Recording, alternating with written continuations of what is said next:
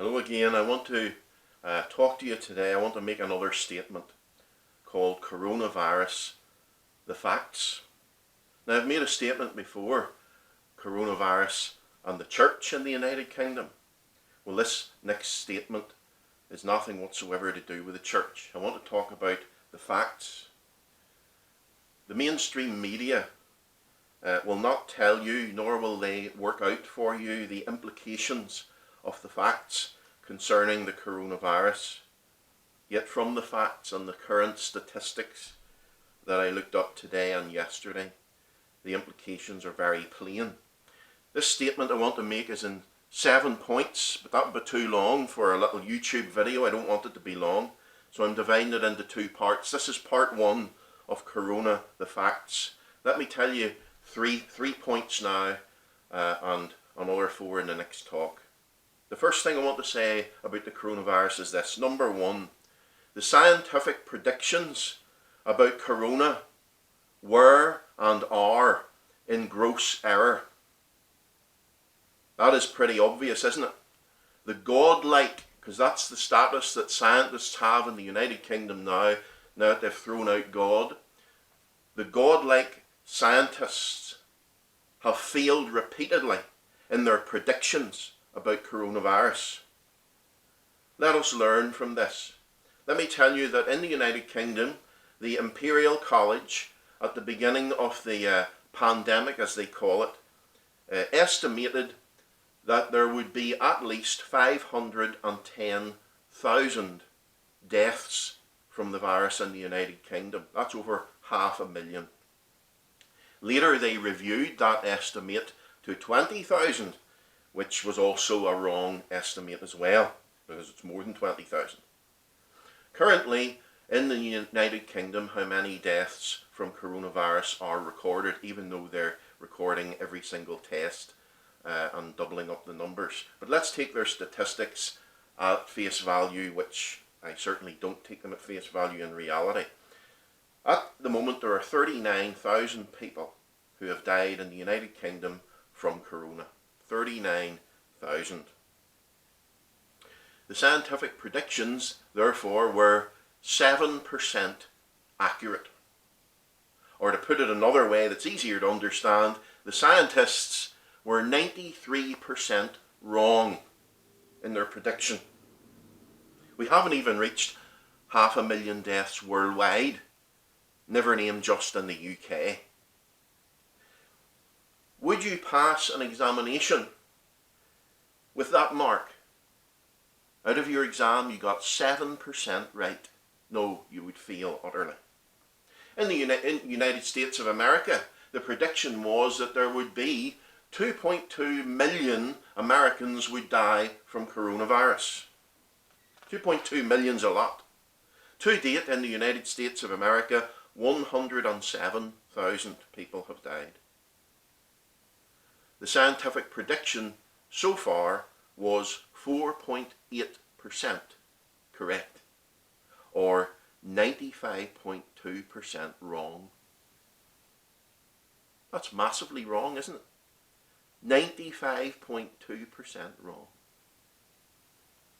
Take Alberta in Canada, the region of Alberta. The prediction was in Alberta alone there'd be 32,000 people would die. How many people have died in Alberta from coronavirus? 143. That's a bit less than 32,000. That's the scientists' prediction concerning Alberta, Canada was 0.4% correct, or 99.6% wrong. And that, my friends, is pathetic. Isn't it? Is it not pathetic? I got 99.6% wrong. My point is this. Not that the coronavirus is over, not that I'm minimizing it in any way. There will be more deaths. But my point is this. The deaths are nowhere near the amount that was predicted by the experts and the scientists. And that is a fact. I want to tell you this. Scientists are not God with a small g. They are not infallible. and what they say changes all the time. So I want to say to you, in the light of that, don't swallow everything that the experts say as if it's the gospel truth, because it isn't. Also, you might want to note, in the light of what I've just said about how wrong the scientists were in the United Kingdom with their predictions, last week on the BBC News, if you've no doubt you've seen it, the scientists and experts, even though they were so wrong before, are now boasting that they can predict the exact day when there will be no more coronavirus deaths in the United Kingdom. They can predict the exact day, they're saying. If you believe that, you'd believe anything. They're talking the biggest load of rubbish ever. Who do you think you're fooling?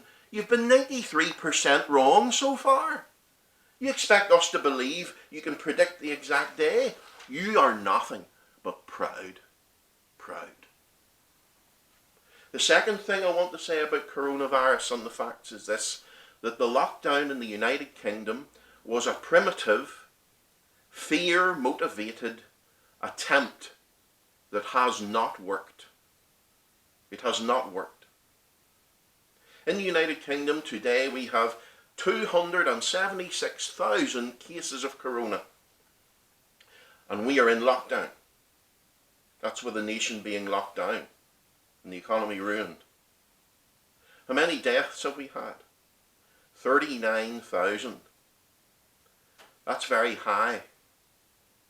The United Kingdom has a very high death rate. That's a 14% death rate on everyone that gets corona during a lockdown. 14% death rate. What about Sweden? They didn't have a lockdown. They had 36,000 cases, 4,330 deaths. 50 deaths. A 12% death rate. Still quite high, but it's better than the United Kingdom by 2%. But then, of course, the snowflakes say, oh, but sure, the population density of Sweden is far less than the United Kingdom. Of course they're going to have less infection and less deaths. Okay, let me give you that point. I agree with you. But look at South Korea. South Korea is of greater population density than the United Kingdom. 51 million people, but more densely populated. They didn't have a lockdown. How many cases did they have of corona? 11,000. How many people died? 269. A 2.4% death rate for no lockdown compared to the United Kingdom's 14% death rate during lockdown. Even better is Japan. Japan has 126 million people, almost twice the population of the United Kingdom, and far more densely populated. Japan did not have a lockdown. They had 16,000 cases of coronavirus and 850 deaths. 5.3% death rate compared with the United Kingdom's 14%. Or you could talk about Brazil. Remember on Facebook, about 6 weeks ago, Brazil, with their evangelical president, Christians, everybody calling him a stupid, foolish man because he didn't have a lockdown. How stupid was the president of Brazil? Brazil has had 30,000 corona deaths. 30,000. Their death rate is 5.7% of the people that got it. Hang on a wee minute. How stupid was the Brazilians? 5.7% death rate with no lockdown. And the United Kingdom's death rate's what? 14%. Who's stupid, I wonder? Who's stupid? The Brazilian president? Or the country that has 14% death rate during lockdown? Now, brethren, listen, people, all these 4 countries that I've mentioned, and there's more countries, I'm just not going to waste time for everybody. All of the ones that didn't have lockdown have less deaths and better recovery rates than the United Kingdom with a lockdown. Think about it. Think about Japan. 126 million. 850 deaths, not even 1,000. South Korea, 51 million. 269 deaths. UK, 70 million. 39,000 deaths. Compared with 269 or 870. 39,000 during lockdown. These are facts. Lockdown does not work. They're facts. The lockdown has made it worse. That's a fact.